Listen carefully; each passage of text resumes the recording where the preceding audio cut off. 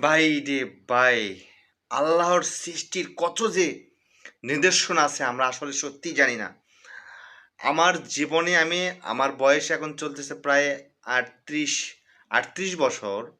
আমার জীবনে আমি শুনিনি যে আসলে একটা দুধের সাগর বলে একটা সাগর আছে। আজকেই জানতে পারলাম এবং আজকেই নিজ চোখে দেখলাম যে আসলে দুধের সাগর আছে। মানুষ দেখেন সেখান থেকে পান করছে কিন্তু। অর্থাৎ এই সাগরটা মানে অন্যান্য সাগরের মতো না, এই সাগরটা আলাদা সাগর একটা দেখেন। অন্যান্য সাগরে পানি কিন্তু লাল হয়, নীল হয়, কিংবা সবুজ হয়, কিংবা সাদা হয়, কিন্তু এই পানি একদম দুধের মতো সাদা, একদম স্বচ্ছ দুধের মতো সাদা। মানুষ দেখেন কিভাবে খাচ্ছে, সত্যি জানি না তবে এটা কোন দেশে অবস্থিত এই নদীটা, মানে সাগরটা কোন দেশে অবস্থিত আমি জানি না, তবে এটা অবিশ্বাস্য। আল্লাহর নিদর্শন, আল্লাহর নিদর্শন সত্যিই অনেক সুন্দর। আল্লাহকে আমরা আসলে কি বলবো, আল্লাহর শুকরিয়া আমাদের প্রতিনিয়ত করা উচিত। আল্লাহর শুকরিয়া আমরা করি না।